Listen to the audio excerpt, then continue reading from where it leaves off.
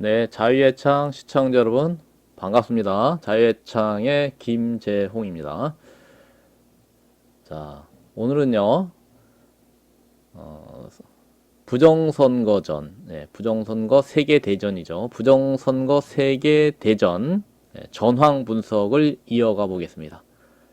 자, 미국 대통령 선거는 이번에 언론과 선거관리위원회를 이용한, 그래서 선거를 가장한 사실상의 쿠데타였다. 네, 이렇게 결론을 내릴 수 있을 것 같습니다. 네, 겉모습은 선거지만 알고 보면 사실상 쿠데타다. 자, 그래서 이제 바이든은 쿠데타 수장이 되겠죠. 자, 그러면 이제 어떻게 이 상황이 진행되고 있느냐?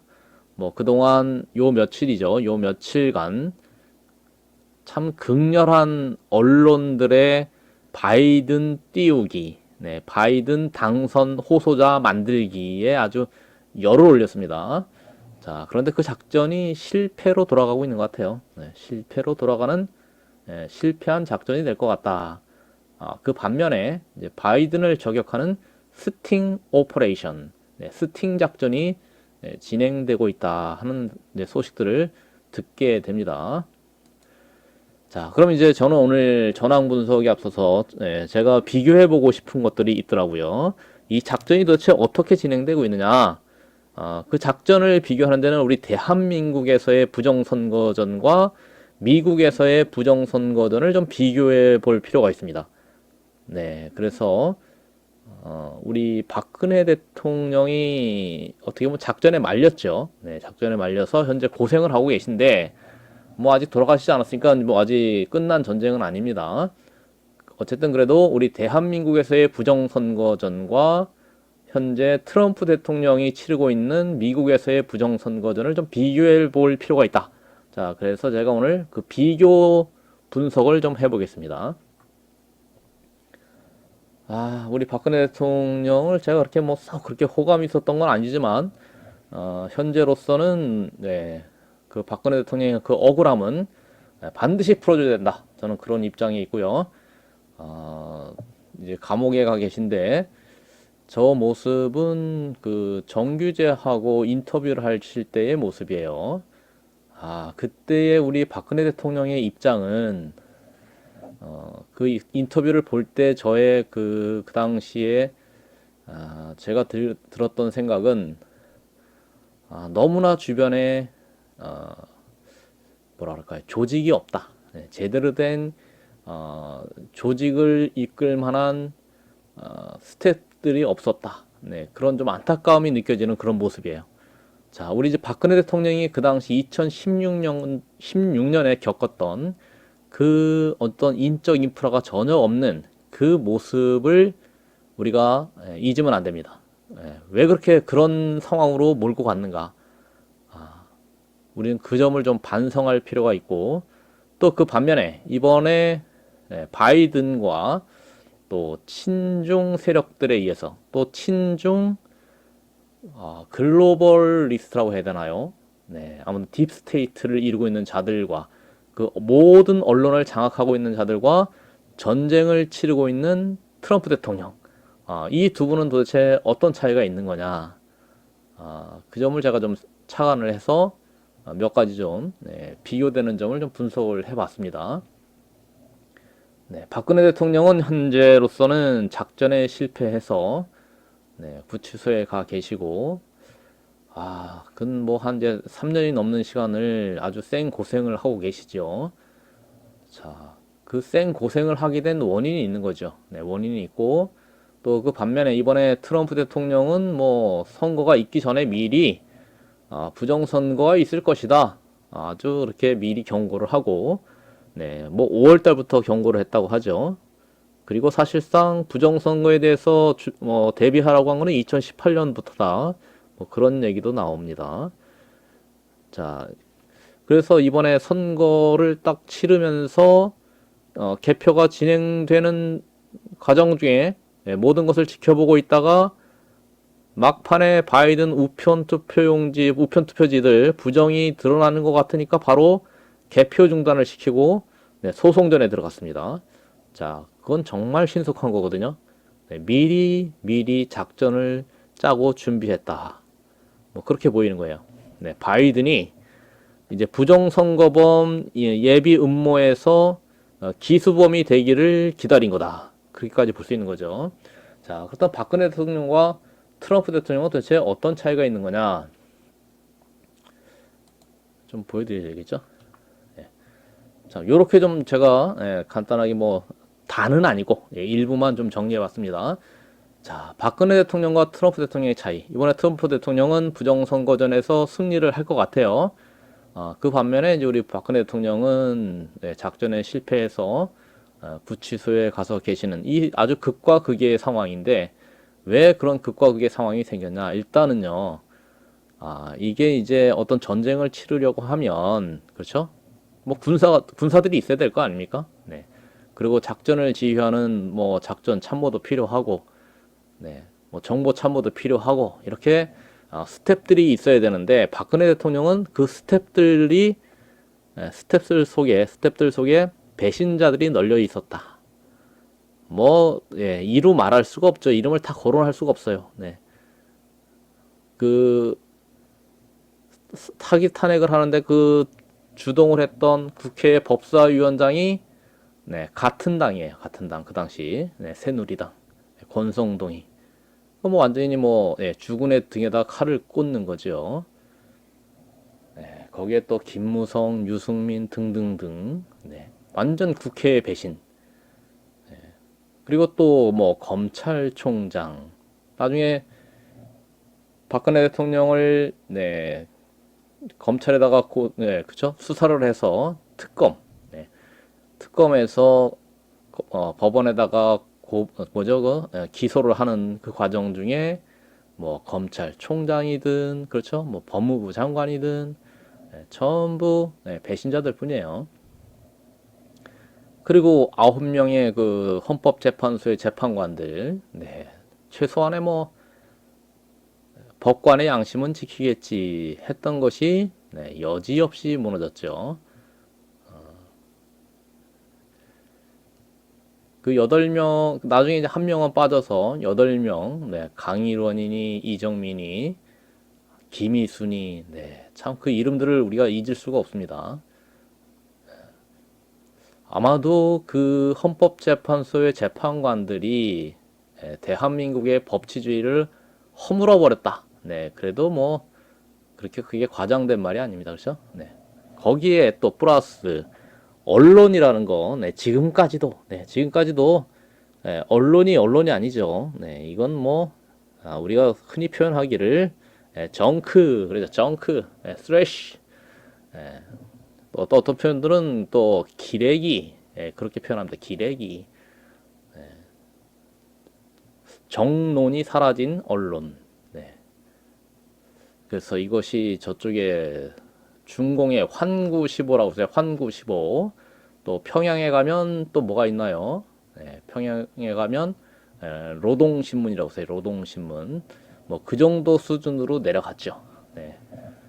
그리고 이 언론들이 지금은 또 트럼프 대통령, 미국 대통령 부정선거전에서는 또 바이든 띄우기에 여념이 없어요. 조중동이 또 앞장서고 있다고 그러죠. 조중동. 자, 이런 상황이니까 이건 뭐 박근혜 대통령은 어느 하나 의지할 데가 없는 상황이에요. 그런데 그 당시 보면은 박근혜 대통령이 탄핵 선고되기 직전에 보면 거리에 아스팔트로 태극기를 들고 나온 정말 수십만의 그 지지 국민들이 있었어요. 그런데 그 약점은 뭐냐? 당시에 보면 평균 연령이 굉장히 높았어요. 연로하셨어요. 물론 연로하신 분들이 지혜는 있죠. 흰머리 속에는 지혜의 상징이잖아. 흰머리는 지혜의 상징인데, 그러니까 이제 뭔가 대한민국 잘못돼 가고 있다는 건 아시지만, 그 연로함이 어떤 그 파워가 안 나오는 거죠. 파워가. 행동으로 뭔가 액션이 안 나오는 그런 약점이 있더라고요. 그렇지만 어쨌든 지금까지 대한민국을 지탱하고 있는 힘은 있습니다. 그런데 어쨌든 박근혜 대통령 지지 세력은 뭔가 그래도 그렇게 체력적인 약점이 있더라. 자, 요런 정도 갖고는 이제 전쟁을 치를 수가 없는 거죠. 네. 전쟁으로 봐서는 박근혜 대통령 진영은 약점이 너무 많았던 거예요. 일단은 배신자들이 너무 많았다. 네, 그런 상황에서는 뭉쳐도 이길까 말까인데 배신자들을 안고는 이길 수가 없는 거죠. 그리고 누가 배신자인지 다 알 수 없어요. 그 반면에 트럼프 대통령의 진영을 이번에 보게 되면 배신자들이 그리 많지 않습니다. 네, 배신자들이 거의 없어요. 다만 이번에 국방부 장관 에스퍼 국방부 장관이 이제 경질이 됐는데 뭔가 그 배경은 우리가 다 아직 알지는 못하지만 트럼프 대통령이 무언가 지시를 하는데 그러니까 쉽게 그 지시에 따르지 않은 것 같아요. 트럼프 대통령이 훨씬 더 지혜롭고 내다보는 안목이 있으면 그 대통령이 지시를 하면 거기에 따라와줘야 되는데 뭔가 당나귀 기질이 있었던 거죠. 뭔가 잘 안 따라와요. 명령을 잘 안 들어. 그러니까 이제 경질을 해버리신 것 같아요.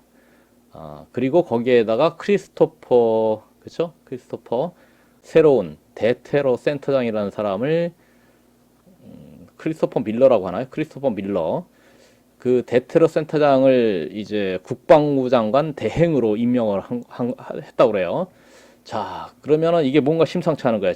정규전이 아니라 이제 앞으로 트럼프 대통령이 예상하고 있는 상황은 대테러전이에요. 대테러전을 예상하고 그 대테러 센터장을 국방부 장관 대행으로 앉혔다. 이제 국방부 장관이 되는 거죠. 자, 이제 그러면 트럼프 대통령이 이 한수에서 우리는 앞으로 미국에서 벌어질 일을 어느 정도 예상을 할 수 있죠. 자, 어쨌든 트럼프 대통령은 이제 어느 정도 진영을 갖췄어요. 국방부 장관도 새로 임명하고 이제 전쟁 한번 제대로 해보자. 자, 이런 상황에서 당시 또 박근혜 대통령 2016년 상황을 돌아가 보면 소속되어 있던 새누리당이 배신을 때리고 탄핵에 가담을 했단 말이에요. 그런데 이번에 트럼프 대통령 진영은 어때요? 공화당 그 상하 의원들이 다 같이 트럼프 대통령이 부정선거다 하니까 같은 목소리를 내주잖아요. 부정선거다. 그러면 같이 부정선거다. 네. 이 정도 되면은 국민들을 끌고 가는 데는 전혀 지장이 없죠. 그러니까 든든한 우군이 되어주는 거예요. 이 정도에다가 그 린지 그레이엄 상원 의원 이번에 선거에서 다시 재선이 됐어요. 당선이 됐어요. 부정선거 싸우라고 자기 재산이 한 300만 불 정도 되는데 50만 불 거뜬히 내놨다 이거죠. 50만 불이면은 뭐 한 6억 원 정도 되나요? 그리고 이제 트럼프 대통령은 아직까지는 현직 대통령의 권한을 갖고 있어요.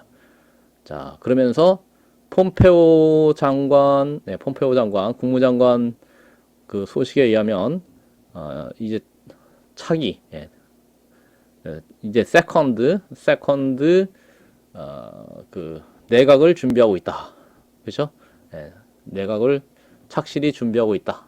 하면서 바이든에게 그 권력을 이양할 마음이 없다 하는 것을 아주 공식적으로 내비쳤습니다.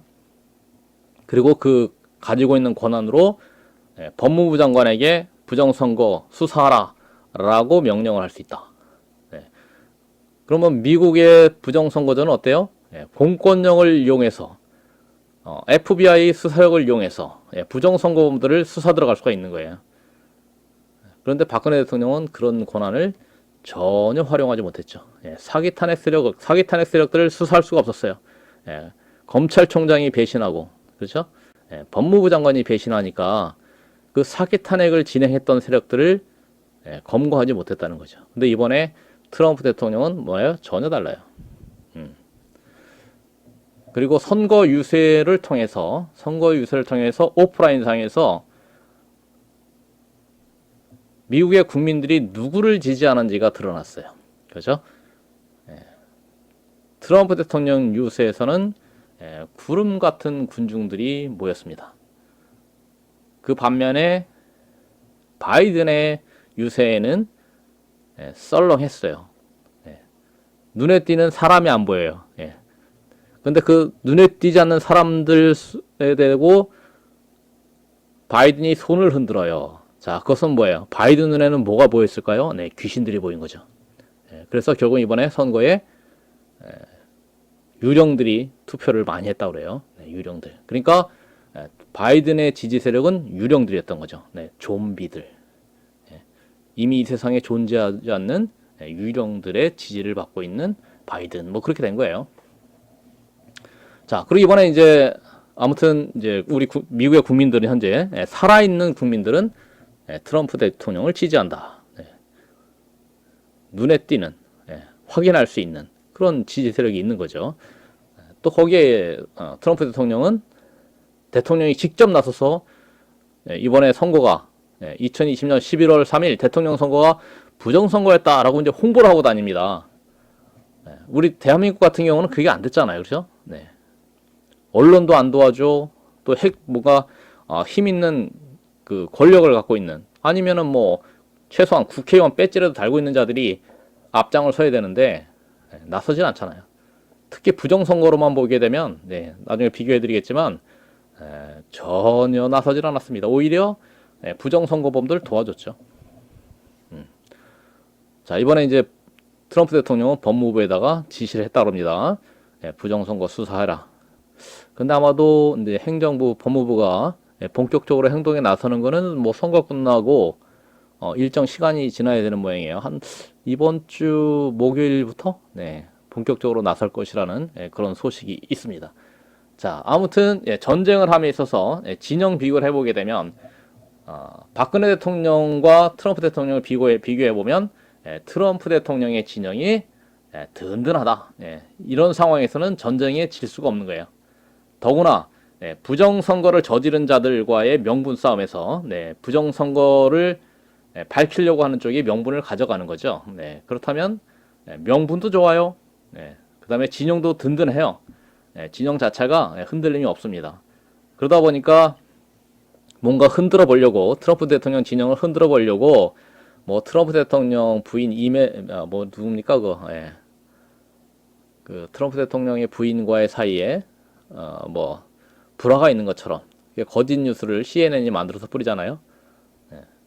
박근혜 대통령과 트럼프 대통령의 진영을 비교해 드렸고 이 싸움의 이제 상황을 보게 되면 그 다음에 또 그 다음에는 중공의 습근평 시진핑은 과연 이 전쟁의 배후에는 박근혜 대통령과의 전쟁 또 트럼프 대통령과의 전쟁 그 각각의 상대는 예를 들면 박근혜 대통령은 레드문이었다 하면 이제 이번에 트럼프 대통령의 상대는 바이든, 차이든 이렇게 되어 있지만 사실상 그 배후에는 누가 있냐?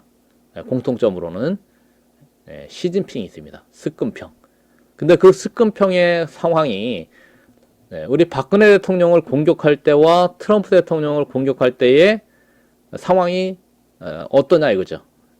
어떤 차이가 생겼냐? 그것도 우리가 좀 살펴볼 필요가 있어요. 박근혜 대통령을 앞에서 눈에 띄게 그러니까 드러나게 공격한 것은 레드문이었지만 그 배후 세력은 시진핑.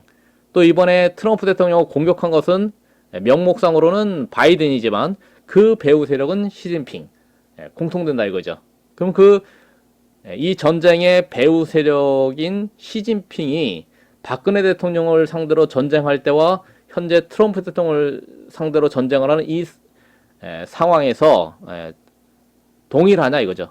아니면 차이가 생겼냐 그걸 좀 알아볼 필요가 있어요. 자, 그래서 한번 비교를 해보는 거예요. 제가 봐서는 좀 달라졌습니다. 자, 이 세계대전, 부정선거전, 그 다음에 대한민국이라는 자유대한민국을 상대로 전쟁을 벌인 이 시진핑과 또 이제 패권 국가인 자유진영의 대표격인 대표 선수인 미국을 상대로 전쟁을 할 때 이 시진핑이 또 동일하냐 이거죠. 그러니까 전력의 변화가 있었냐 없었냐 이걸 좀 살펴보자는 거예요. 박근혜 대통령을 상대로 전쟁을 할 때의 그 배후 세력 그리고 이번에 트럼프 대통령을 상대로 한 부정선거전의 배후 세력 시진핑 이 배후 세력의 이 시진핑이 과연 박근혜 대통령을 공격할 때와 현재 미국 대통령을 공격할 때의 그 전력이 동일하냐, 아니면 달라졌냐, 이걸 살펴보자는 거예요. 비교를 해보자는 거예요. 자, 박근혜 대통령을 공격할 때는 시진핑이 막강했습니다. 네, 그래서 뭐라고 어떤 표현을 했냐, The next emperor. 그러니까 이거는 다음 황제, 다음 황제다. 이 시진핑을 갖다가 일컬어서 황제로 표현합니다. 그리고 1793년 레츠 파티에 1793년 같은 파티를 해보자. 이 1793년이라는 건 뭐냐? 이 1793년은 이게 청나라죠. 청나라인데 요 시기가 건융제의 시기입니다. 건융제. 청나라 건융제가 한 60년 정도 집권을 했다고 그래요. 어려서 집권을 해가지고 아주 장기 집권을 하면서 청나라 때 가장 권력이 막강했던 황제다 이거죠. 건융제에 비교한 시진핑.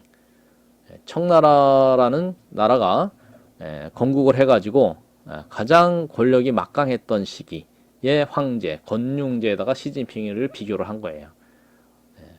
그러니까 그 당시 박근혜 대통령을 공격할 때 이미 대한민국 주요 거점을 다 장악했다 이렇게 볼 수 있어요. 그 우마오당 이런 것도 이미 그 당시에 왕성하게 활동했던 것 같고, 뭐 공자학원이 뭐니 이런 그 중공의 간첩 조직들이 이미 대한민국을 거의 다 장악한 상태입니다. 그 다음에 뭐 국회니, 그 다음에 언론이니 뭐 이런 걸 다 장악했기 때문에 막강할 때고, 그리고 이제 나중에 이제 자세히 알려졌지만 1대1로라는 아예 세계 정복 프로그램이 있었어요. 그래서 야심을 드러낸 거예요. 발톱을 드러낸 상태다 이거죠. 그 희생타가 박근혜 대통령이었던 거죠. 거기에 박근혜 대통령은 그런 속사정을 전혀 모르고 도대체 어디서부터 엮였는지 모르겠다 이렇게 된 거죠. 이 전쟁을 하게 되면 지피지기여야 되는데 나도 몰라 적도 몰라 질 수밖에 없었던 거죠. 자, 그런데 미국 같은 경우 트럼프 대통령은 이제 대한민국에서 벌어진 상황을 보고 이제 이게 교훈이 된 거예요. 소위 사전 학습이 된 거예요. 그러다 보니까 당선되자마자부터 주적을 중공이라고 지목을 하고 중공 힘빼기에 들어간 거죠. 중공 힘빼기에 들어가서 일단 관세 전쟁을 벌이고 또 중국의 이 패권의 야심의 원인이 된 그 돈벌이들을 막아버리는 거예요. 그래서 중국으로부터 기업들을 빼내오기 시작하는 거예요. 자, 일본에게도 경고합니다. 중국에서 나와라. 그렇죠? 한국 기업들한테도 요구합니다. 나와라. 중국에서 나와라. 해서 중국으로부터 많은 기업들이 탈출을 했죠. 그러니까 중국 기업이 무너지기 시작하는 거예요. 중국 경제가 무너지는 거예요. 자, 그러니까 돈벌이가 시원찮아졌어요. 중공이 경제적으로 무너지기 시작했다는 거죠. 그리고 관세 전쟁에서 중공은 미국한테 마치 뭐 자기네도 미국을 공격할 수 있다 했지만 현재 중공이 대패했습니다. 그래서 미국엔 거의 경제에 타격이 없고 중공은 시진핑에는 막대한 출혈이 있었다 이렇게 보죠. 그리고 미국 내에서 이제 그 간첩 조직들이 많이 와해가 된 것 같아요. 그 외교관을 빙자한 뭐 휴스턴 영사관 같은 경우도 중공 영사관을 거의 폐쇄를 시켜버렸죠. 간첩 활동을 못하게 해버린 거예요. 그리고 또 중공 간첩 세력이 아마 손발 역할을 했을 것으로 추정이 되는 그 유학생들 비자를 막아버렸습니다. 그래서 비자 받을 수 있는 이제 그 대상자가 한 100분의 1로 줄었다 그래요. 거의 못 들어가는 거죠. 한 해 뭐 몇만 명씩 들어가다가 뭐 6만 명, 7만 명 들어가다가 지금은 뭐 한 6, 700명 정도 거의 못 들어가는 거죠. 그리고 이제 그 중공 인민군의 기업이라고 할 수 있는 화웨이 통신망을 구축해서 전 세계를 정복할 야심을 꾸게 만든 그 화웨이가 뭐 반도체 사업 하려면 그 반도체 사업 못하게 막아버리고요. 그리고 그 5G망 그거 갖고 뭐 장난 좀 쳐보려고 하니까 막아버렸죠. 미국에서는 완전히 퇴출시켜버리고 또 그 화웨이망을 쓰고 있는 나라들한테 세컨더리 보이콧 경고를 합니다. 화웨이망 계속 쓰게 되면 세컨더리 보이콧 각오해라. 법적 리스크 각오하라. 이렇게 경고도 하고 있습니다. 우리 대한민국에서는 LG U+가 경고 대상자죠. 그렇게 해서 현재 시진핑이 거의 뭐 그렇게 상태. 그런 상황에서 저 시진핑이가 이제 마지막 발악을 한 게 뭡니까 이거? 그 우한 바이러스. 그렇죠? 폐렴 바이러스를 이용해서 이제 미국을 공격한 거죠. 자, 폐렴 바이러스가 계속해서 퍼져나간다. 약은 없다. 백신도 없다. 그러니까 당연히 이제 그렇게 되면 미국 대통령 선거를 정상적으로 치를 수 없다. 자, 그렇게 되면 만약에 정상적으로 오프라인식으로 계속해서 선거를 하게 되면 부정선거를 하기에 적합하지 않다.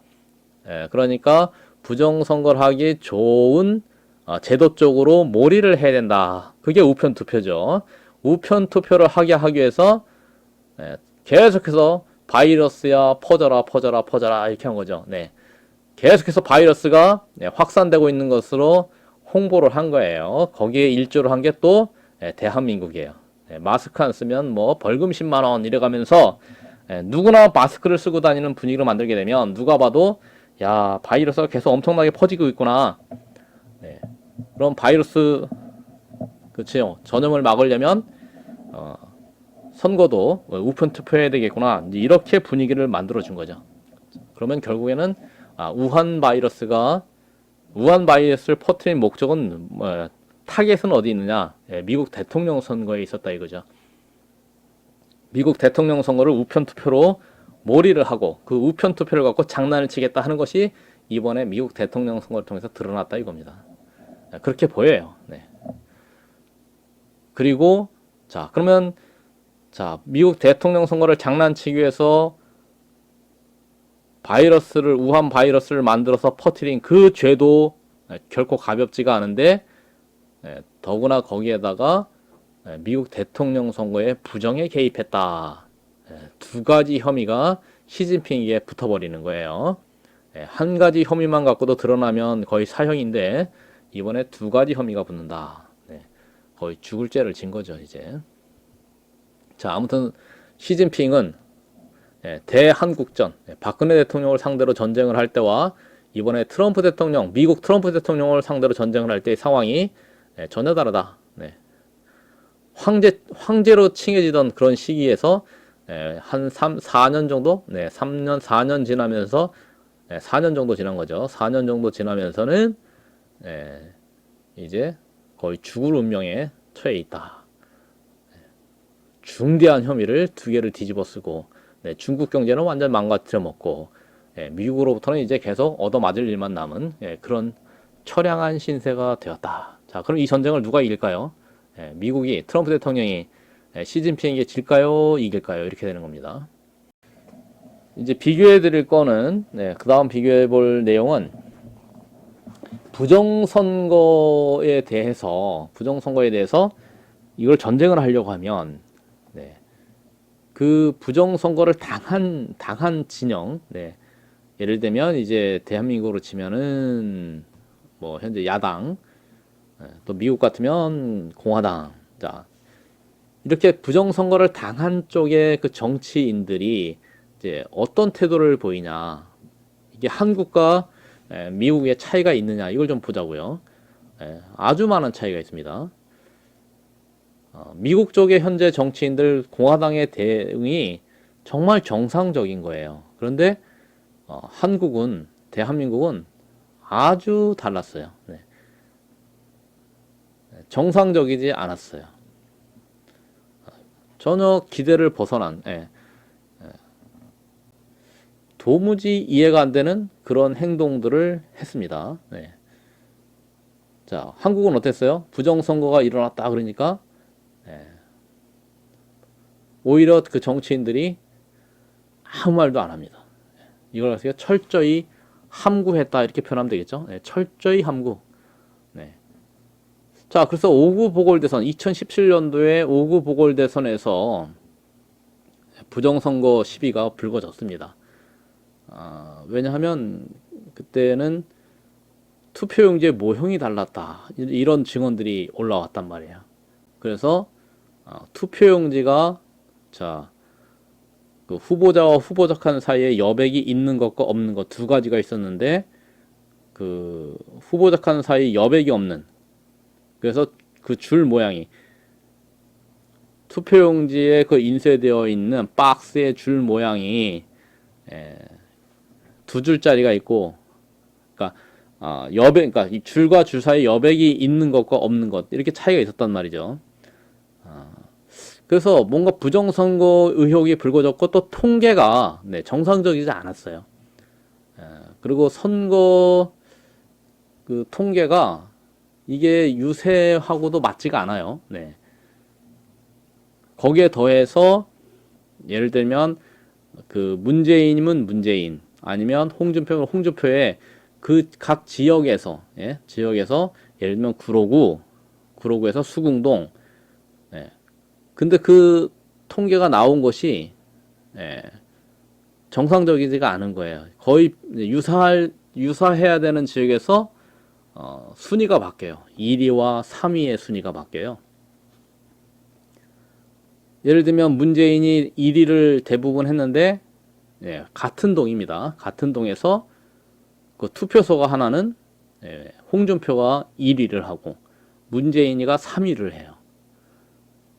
그래서 이거는 뭔가 정상적으로 통계가 안 나왔구나. 이거는 뭔가 선거 결과가 이상하구나. 뭔가 잘못됐구나. 알 수가 있었다고요.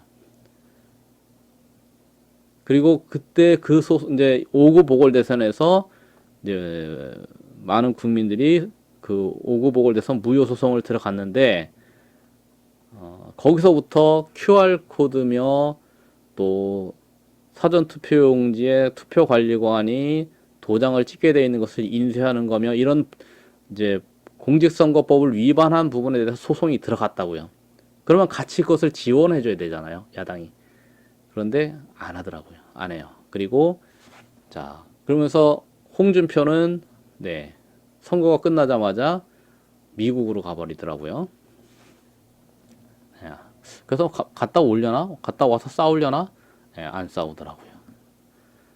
자, 그런 사람이 여전히 정치인이라고 또 국회의원이 되었다고 하는데 믿기지가 않아요. 국민들이 뽑아준 것 같지가 않습니다. 자, 그리고 6.13 지방선거가 또 2018년도에 있었어요. 지방자치단체장들 선거. 그때 그 김문수 씨 서울시장 후보로 나왔습니다. 충분히 이길 수 있는 것 같은데 박원순이가 압도적으로 이긴 걸로 나왔어요. 그리고 더 이상한 거는 서울시 구청장들 25명이 있는데 24명이 더불어예요. 그렇게 압도적으로 이길 수 있는 분위기는 아니었거든요.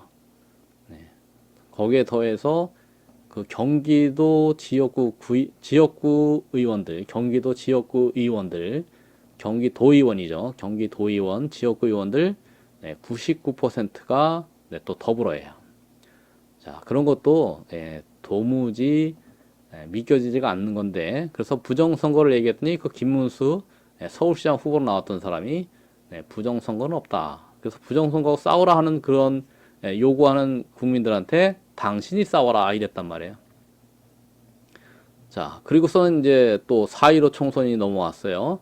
자, 4.15 총선에 와서는 이제 부정선거 증거가 좀 더 많이 나와서 이제 그 부정선거 싸우는 국민들이 더 많이 늘어났어요. 그런 상황인데도 여전히 부정선거는 없었다 해서 스타가 된 사람들이 있어요. 스타. 그런 사람들이 이준석, 뭐 하태경, 다 이게 정당에 속한 사람들이죠. 그리고 또 자칭 보수들 이병태, 정규재, 조갑재, 뭐 김진, 막 이런 사람들이 뭐 그다음에 황장수, 이런 사람들이 부정선거는 없었다라고 더불어 내지는 저 레드문 세력을 대신해서 부정선거가 없었다라고 국민들에게 홍보를 하기 시작해요. 그러면서 부정선거를 밝혀보겠다, 진상규명해보겠다는 국민들을 조롱해요. 조롱합니다.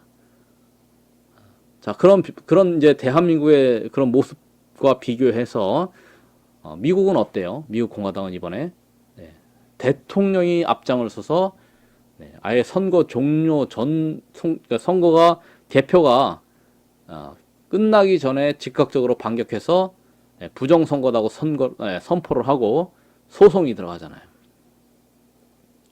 그리고 상원 의원이 앞장서서 부정선거 밝히라고 자기 재산을 내놔요.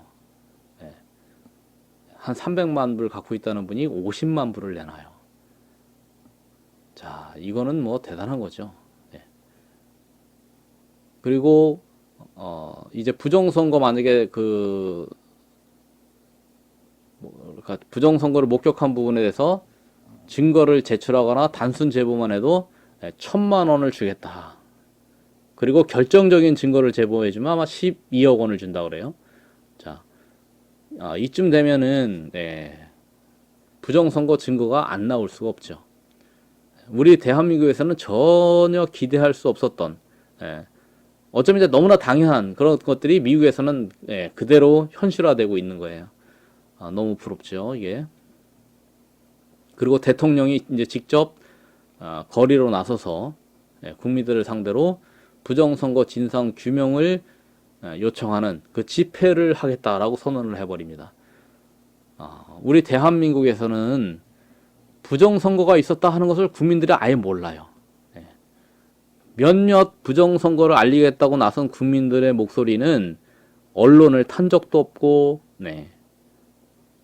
그러니까 그 어떤 부정선거의 증거를 갖고 있거나 목격했거나 하는 국민들의 목소리가 전국적으로 퍼질 일이 없었어요. 다 차단을 당한 거예요. 그 반면에 미국 같은 경우는 이번에 대통령이 직접 나서서 했기 때문에 물론 부정선거 없다. 바이든 진영 편에 선 그 언론들 때문에 고전은 하고 있지만 그래도 대통령이 직접 나서서 하기 때문에 국민들이 모를 수가 없는 거예요. 그러면 이 전쟁의 차이가 이렇게 크게 되면 한국에서는 승산이 없었지만 미국 공화당 같은 경우는 거의 이거는요 제대로 싸우는 거거든요. 제대로. 그럼 제대로 싸웠을 때 한국과 같은 그런 결과가 나오겠느냐? 그렇지 않죠.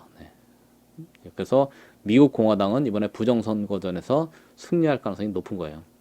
거기에다가 미국 공화당의 상원, 하원 의원들이 다 적극적으로 트럼프 대통령을 강력하게 지지하고 나옵니다. 물론 몇몇 본색을 커밍아웃 하면서 바이든에게 뭐 축전을 보내는 요런 조금 색깔이 모호한 사람들이 있기는 해요. 그러나 그것은 일부에 불과하다 이거죠. 그래서 이번에 이 부정선거전 한국과 미국에서 동시에 이게 이제 시간차를 두고 벌어졌는데 박근혜 대통령을 공격할 때에 이 전쟁의 배후 세력인 시진핑의 어떤 차이 그리고 박근혜 대통령과 트럼프 대통령이 가진 역량의 차이 그 박근혜 대통령 진영이 보여줬던 그 분열의 모습 배신의 모습 그것과 트럼프 대통령 진영의 단단한 조직력 충성도 이런 상황이 있고 그리고 부정선거라는 이런 이슈에 대해서 대응하는 방법 자체가 한국의 모습과 미국 공화당의 모습이 완전히 다릅니다. 미국은 참으로 정상적으로 대응하고 있어요. 그 반면에 한국은 납득할 수 없는, 이해할 수 없는 행동들을 했어요. 그러니까 전쟁의 결과가 전혀 다를 수밖에 없다. 뭐 이런 점을 충분히 예측할 수 있다 이겁니다. 자, 그 다음 이 대한민국의 좀 안타까운 상황을 보게 되면 이준석이라는 자가 했던 행동을 보세요. 저게 이제 그 현재 국민의힘 뭐 이전에 미래통합당 그 전에 뭐 자유한국당 그렇게 이어져 온 계보의 상징이에요. 뭐라고 그래요? 부정선거 의혹 당 지도부 근거 없다고 결론 냈다. 막 이러고 떠버리고 다니는 거예요. 그러면 선거 조작 아니다. 맞짱 토론하자. 막 이러면서. 예. 그리고 이제 그 이병태라는 사람, 이제 자칭 보수의 아마 대표 선수 같아요. 이 사람을 위시해서 뭐 정규재, 조갑재, 김진, 황장수 이렇게 넘어가는 거예요. 이제 우파 유튜브 내에서 많이 알려진 사람들이에요. 네. 아무튼 이제 뭐 이 사람들은 뭐 우파라고 잘 표현 안 하고 보수라고 그러죠. 보수. 자, 이런 사람들 하는 말들, 부정선거 주장하는 사람들, 예, 그 국힘당, 통합당 선거 치른 당사자죠, 당사자. 정치인들 중에 그거 믿는 사람, 예, 민경우 제외하고 서너 명만 찾아오시라. 그럼 내가 믿을 테니. 예, 자기 당에서 선거 직전에 공천 3번 뒤집힌 이런 기막힌 사람 빼고, 예, 민경욱 제외하고, 네, 부정선거 주장하는 사람 서너 명만 찾아오면 믿어주겠다. 네, 거의 없다는 거죠. 네, 정치인들 중에서는 부정선거 주장하는 사람이 거의 없다. 네, 요래가면서 부정선거 진상규명하겠다는 국민들을 조롱합니다. 네. 이러고 있으니, 네, 그쵸? 예, 부정선거를 밝혀서 이 네드문 세력, 예, 우리 대한민국을 공산화해서 시진핑에다 갖다 바치려는 세력들과 싸워야 되는데, 부정선거를 밝혀서 그것을 이제 상대방을 공격을 해야 되는데, 내부 총질을 하고 있는 거죠. 내부 총질. 자, 그래서 우리는 이제 이런 진영 내에 들어와 있는 같은 편인 척 했지만 아닌 자들을 이제 가려내야 되는 거예요. 그러니까 이 부정선거가 또 이런 자들을 가려낼 수 있는 기준이 되는 거죠. 자, 이런 면이 있고요. 자, 그 다음에 이제 그러면 이제 미국 대선 부정선거 이후에 태도 변화가 있느냐 없느냐를 또 우리가 좀 봐야 돼요. 자, 이제 미국 대선이 불거졌다. 이거는 어떤 의미가 있냐면요. 대한민국에서 부정선거가 있었다 그러면은 뭔가 좀 증거가 약해. 그래서 부정선거가 있었다라고 뭔가 믿기가 어렵다 이거예요. 네. 그리고 부정선거를 주장해주는 뭔가 좀 알려진 인물이, 그렇죠? 뭐 권력 좀 갖고 있는 인물이 부정선거다 하면은 믿어주겠는데, 그런 인물도 없고, 또 그럼 언론이 나서서 부정선거가 있었다 이렇게 해줘야 되는데, 언론다운 언론이 없어요. 그래서 알려주는 언론이 없어. 이렇게 되니까 어떻게 돼요? 부정선거를 말하게 되면 인정을 못 받는 거예요. 부정선거는 없었다는 사람이 많은데 왜 당신은 부정선거를 얘기해? 부정선거는 없어. 이제 이렇게 되는 거죠. 그런데 미국 대선에서 부정선거가 발생해 버리니까 요즘 세상에 부정선거 어딨어? 이랬던 사람들이 이제 그런 말을 못하게 되는 거예요. 부정선거가 이제 미국에서 완전히 확실하게 드러나서 부정선거를 획책했던 자들이 드러나고 또 처벌을 받고 이렇게 되면 이제 대한민국에서는 어땠을 거냐 이거예요. 대한민국에서도 부정선거가 있었다 없었다 이제 뭔가요? 입장이 달라져야 되잖아요.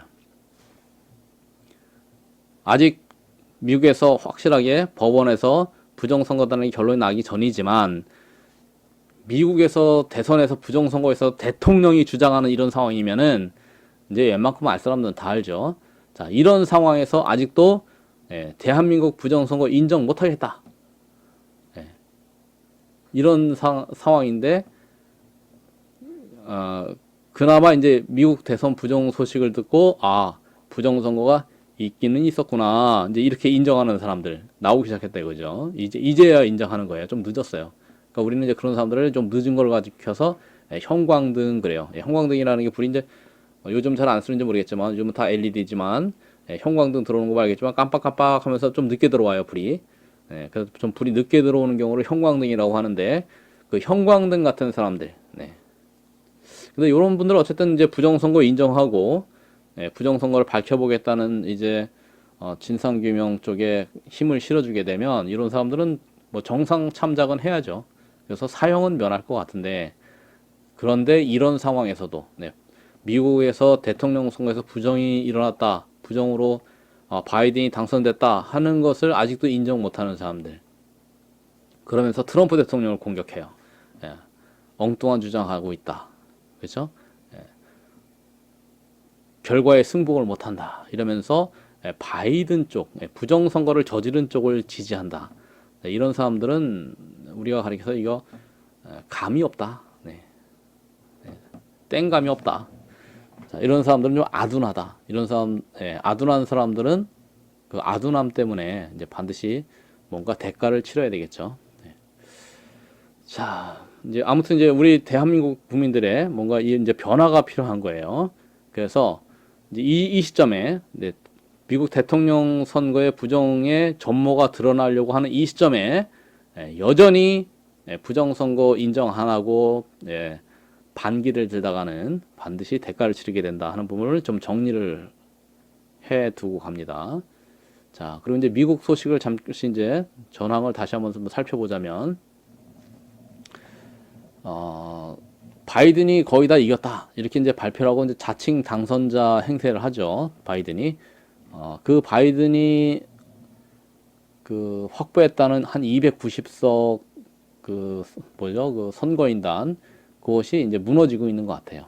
자, 어디서부터 이제 소식이 오늘 이제 들어오냐 하면 노스캐롤라이나 재검표 이제 마감 소식이 나왔는데 트럼프 대통령이 이긴 걸로 확정이 됐답니다. 트럼프 대통령 50.1%, 바이든 48.7%. 네. 그냥 중단시키지 않았으면 아마도 역전돼서 이것도 바이든이 이겼다라고 발표될 수 있는 그런 곳이었는데, 이제 재검표를 잘 마친 결과 트럼프 대통령이 이겼다. 그래서 15석의 선거인단을 트럼프 대통령이 확보했다는 거죠. 그리고 또 바로 그 밑으로 노스캐롤라이나주 밑으로 있는 조지아주 16석. 그래서 이제 주지사가 일리걸 카운트, 그러니까 불법 그 투표용지는 개표에 포함시키지 않겠다라고 선언을 했다고 그래요. 자, 그래서 재검표를 해보게 되면 조지아 같은 경우도 넘어올 가능성이 높다. 그러니까 트럼프 대통령이 승리할 가능성이 높다. 네, 그렇게 되면 또 16석을 가져와요. 그리고 위스콘신 같은 경우 아주 근소한 차이죠. 네, 근소한 차이로 바이든이 이기는 거로 되어 있지만 0.1%인가요? 네, 불과 0.1%의 차이인데 트럼프 대통령 표가 19,500장이 바이든 표로 둔갑된 것이 적발됐다 그래요. 네, 발견이 됐답니다. 그럼 19,500표면 뒤집어지는 거죠. 네. 그리고 나머지 다른 주에서 발생했던 부정선거, 예를 들면 죽은 사람이 투표한 거, 그 다음에 도미니언이라는 그 프로그램으로 투표 시스템이죠. 전자투표 전산 시스템, 도미니언으로 표를 바꿔치겠다는 거죠. 한 카운티당 한 6,000표 정도 바꿔친 거로 예상이 된다는데, 자, 그 전모가 드러나게 되면 또 미시건 같은 경우에서는 한 28만 표에서 30만 표 정도가 뒤바뀔 수가 있는 거죠. 자, 그럼 위스콘신 10석, 미시건주 16석, 바이든에서 트럼프 대통령 쪽으로 넘어오는 선거인단 숫자가 됩니다. 그리고 펜실베니아도 재검표하게 되면 트럼프 대통령이 이기는 것으로 발표될 것으로 그렇게 예상이 된다는 거예요. 펜실베니아가 아주 부정이 심했습니다. 보면 이제 악명을 떨쳤어요 이번에요. 이제 앞으로 펜실베니아 선거는 계속 주목을 받게 되어 있습니다. 그러니까 펜실베니아 같은 경우도 정상적으로 하면 트럼프 대통령이 당연히 이기는 곳인데, 이제 부정선거를 그동안 하도록 풀어놔주다 보니까 아주 부정선거가 만연한 지역이 된 거죠. 자, 아무튼 이제 미국 대선은 한 일주일 정도 지나면 전모가 드러날 것 같습니다. 전모가. 자, 그래서 이제 미국 대선이 이제 부정이 밝혀지고 나면 이제 그 다음 대한민국은 어떻게 되는 거냐? 네.